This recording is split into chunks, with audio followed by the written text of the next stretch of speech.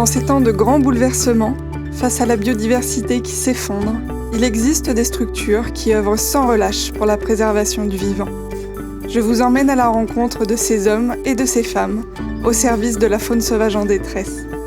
Bienvenue au centre de soins, d'élevage et de réhabilitation de l'association Faune Alfort.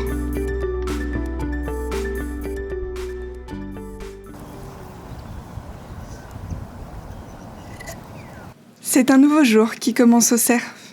Les membres de l'équipe du jour arrivent tour à tour pour prodiguer les meilleurs soins aux pensionnaires. Services civiques, bénévoles, éco-volontaires, stagiaires et soigneurs se relaient chaque jour et travaillent de concert sur le site. Quel que soit son rôle et quel que soit son statut au sein de l'association, nous avons tous quelque chose à apporter. Une pierre de plus à l'édifice vertigineux de la préservation du vivant.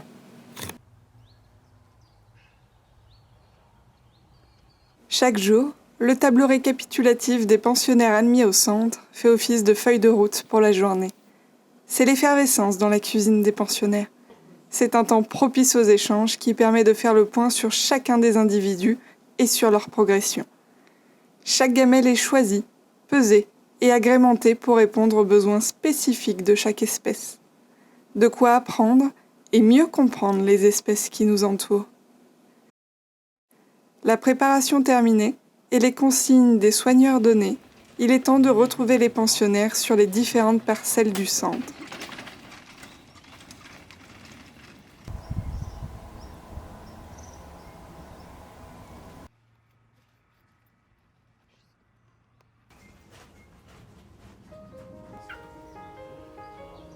La diversité des membres de l'association constitue sa plus grande richesse. Le profil type n'existe pas. Que l'on y consacre le temps de sa retraite, que l'on prenne des congés, parfois sans solde, ou que l'on sacrifie ses week-ends, le temps qu'il consacre aux animaux accueillis est précieux. Ce vivier de compétences et de connaissances aide l'association Faune Alfort à faire beaucoup, et souvent avec bien peu, pour offrir une seconde chance à la vie sauvage. Tous animés par la même passion et le même objectif, le retour réussi à la nature des pensionnaires.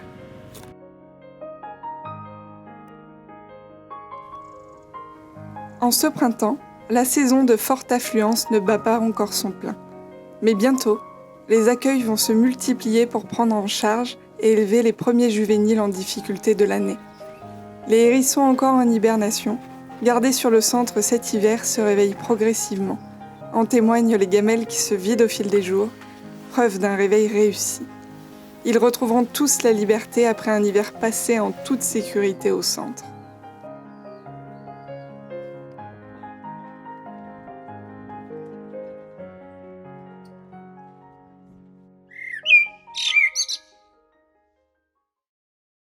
Pour secourir la faune sauvage en détresse, l'association compte 2 structures distinctes.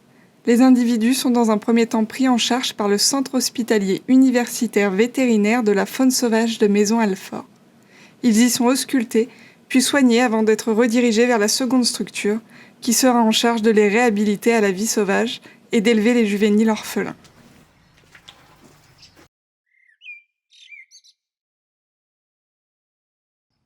Parmi les pensionnaires, une buse borgne. Aveugle d'un œil suite à un supposé choc avec un véhicule et remise d'une luxation de l'épaule, elle est désormais entre les mains des soigneurs du centre de réhabilitation qui l'exerce à s'habituer à son nouveau handicap en l'exerçant au vol.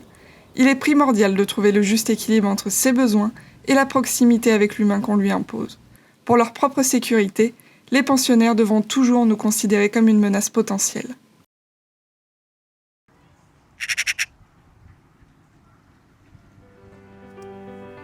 Dans la volière 6, c'est un héron cendré qui prend doucement ses marques. Découvert bloqué entre des rondins de bois, il récupère encore de ses multiples hématomes.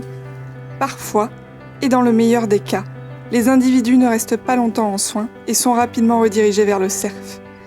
Après que l'équipe se soit assurée qu'il était capable de s'alimenter seul et de voler sans difficulté, il est rapidement relâché.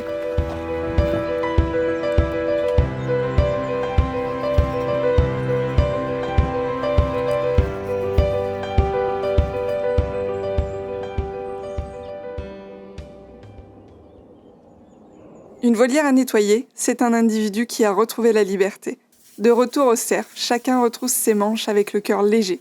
Faire partie de l'équipe et s'engager à venir régulièrement permet à ses membres de ne pas oublier les techniques enseignées et d'avoir toujours l'occasion d'en apprendre de nouvelles.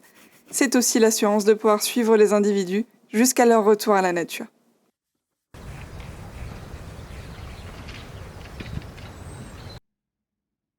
Au-delà de la mission de réhabilitation, le centre a aussi pour rôle d'élever les juvéniles orphelins. C'est le cas de ces jeunes chouettes-hulottes, qui ont été très impactés par les activités humaines. L'une d'entre elles a été délogée de son arbre par un élagage trop précoce. Haies, arbustes et arbres sont des refuges et des réservoirs de nourriture essentiels à la biodiversité en ce début de printemps. Pour la préserver et éviter ce genre d'accident, les travaux d'entretien doivent toujours s'effectuer après cette période charnière.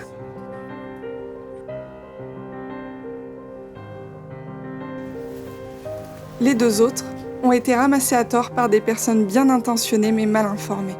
L'exploration au sol de certains juvéniles fait partie intégrante de leur émancipation. Les parents ne sont cependant jamais loin et ils continuent de veiller sur leur progéniture. Sauf en cas de danger immédiat ou de blessure, il n'est donc pas nécessaire de ramasser les jeunes au sol. Ces jeunes chouettes-hulottes seront donc élevées et étroitement surveillées par les équipes jusqu'à ce qu'elles puissent rejoindre la nature.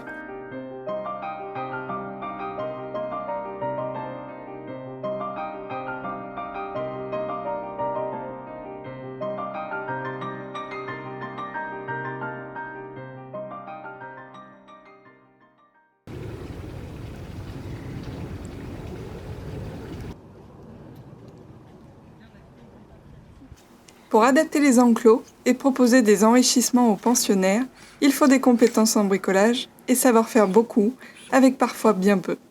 Ici, on ne gaspille pas, et on trouve une seconde vie à tout ce que l'association possède. Les enclos extérieurs font donc peau neuve pour accueillir les futurs pensionnaires. Abris, brise-vue et grilles enterrées au sol sont donc prêts pour une nouvelle saison d'accueil imminente. Dans la nature, la recherche de nourriture occupe une grande partie des journées de la faune sauvage. Pour pallier à ce manque d'activité, les équipes pensent et conçoivent des installations pour occuper les journées et les nuits des pensionnaires.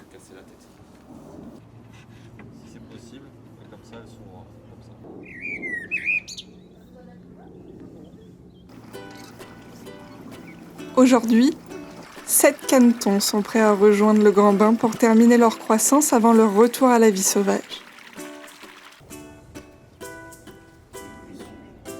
Les bagues d'identification devenues trop petites pour les individus sont retirées avant qu'ils ne prennent leur nouveau quartier.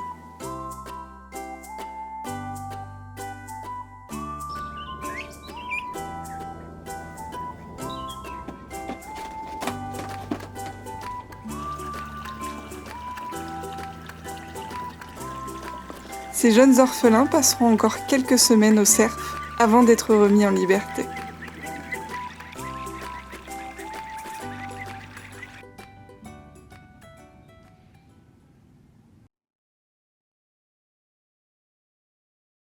Les travaux des enclos terminés, l'arrivée des premiers juvéniles au cerf marque le début d'une saison d'accueil qui sera, à n'en pas douter, bien chargée.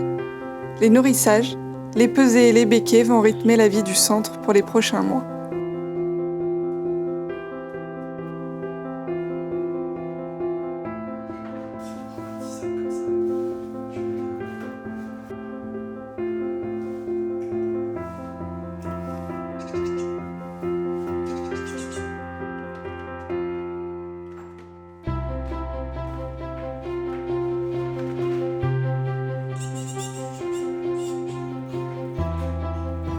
Ce n'est pas moins de 8 renardeaux qui intègrent aujourd'hui les enclos extérieurs à peine terminés.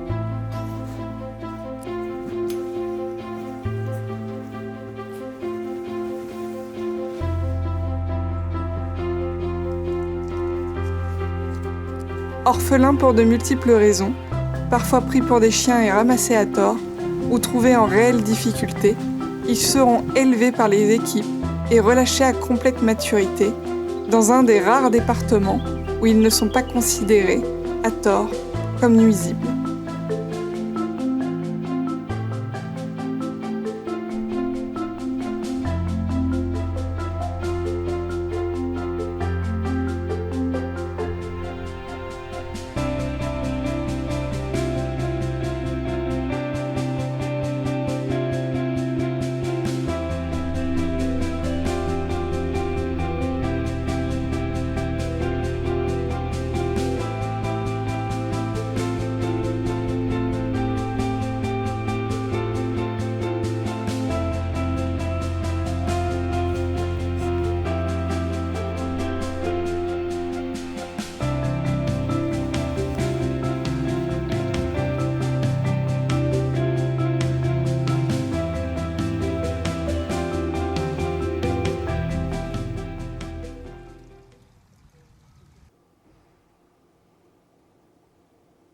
Pour intégrer les centres dans les meilleures conditions, l'association se charge de former pendant 2 jours les futurs bénévoles afin d'appréhender les techniques de soins et de se familiariser avec les espèces accueillies. Ils partagent tous le même amour pour les animaux, même si leurs objectifs, compétences et connaissances sont variés. À l'issue de ces 2 jours, certains ne poursuivront pas l'aventure, confrontés aux dures réalités du terrain exposées par les formateurs. Cette formation, c'est aussi un bon moyen de connaître ses propres limites et d'avoir malgré tout l'opportunité d'aider l'association autrement que par le bénévolat, par exemple en devenant adhérent. De retour en volière 1, où une canne renversée par un camion est venue grossir les rangs des canetons après le rétablissement de ses multiples plaies. Après plusieurs semaines de prise en charge par l'association, tous sont aujourd'hui aptes à retrouver la vie sauvage.